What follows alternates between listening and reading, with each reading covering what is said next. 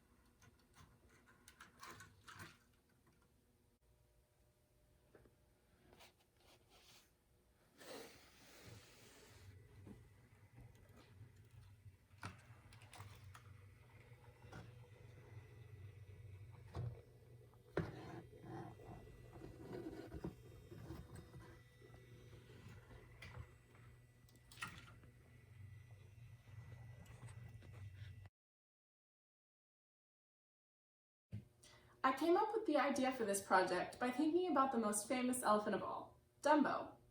Now I didn't want to do it off of elephants flying because as far as I know, only one elephant can fly, Dumbo himself.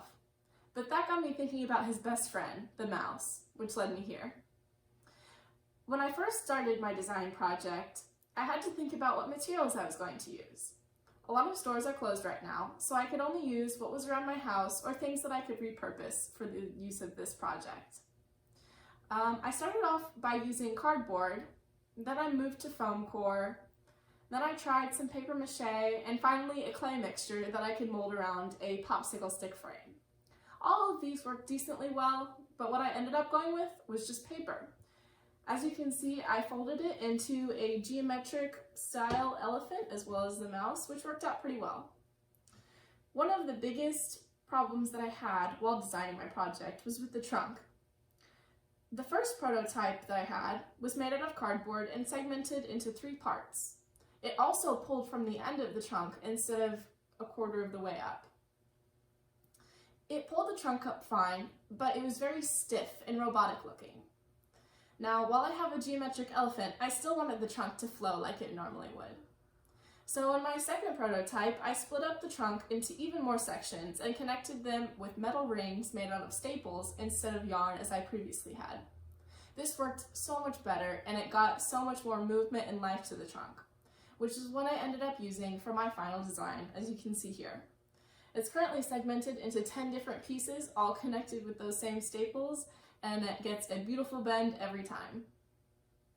Another problem that I came across with my project was with the spindle that winds up the string. Now, while using the stepper motor, its shaft is very small.